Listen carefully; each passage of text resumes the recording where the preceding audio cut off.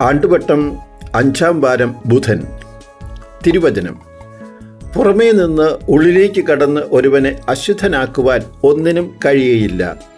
എന്നാൽ ഉള്ളിൽ നിന്ന് പുറപ്പെടുന്നവയാണ് അവനെ അശുദ്ധനാക്കുന്നത്.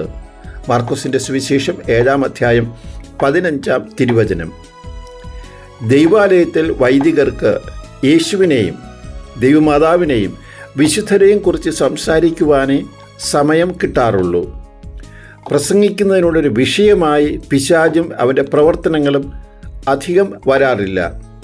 എന്നാൽ ഇന്നത്തെ സുവിശേഷത്തിൽ യേശു പിശാചിനെയും അവൻ്റെ പ്രവർത്തനങ്ങളെയും കുറിച്ച് വ്യക്തമായി സംസാരിക്കുന്നു. എല്ലാ മനുഷ്യരുടെ ഹൃദയങ്ങളിലും നന്മയുണ്ട്, അതുപോലെ തിന്മയുമുണ്ട്. പിശാചിനെ തിരിച്ചറിയുവാൻ അവൻ്റെ പ്രവർത്തനങ്ങളുടെ നീണ്ട നിര യേശു ഇപ്രകാരം അവതരിപ്പിക്കുന്നു: ദുർവിചാരം, ദുർവൃത്തി, വ്യഭിചാരം, കൊലപാതകം, മോഷണം, ദുരാഗ്രഹം, ദുഷ്ടത, വഞ്ചന, ഭോഗാസക്തി, ഇങ്ങനെ പോകുന്നു.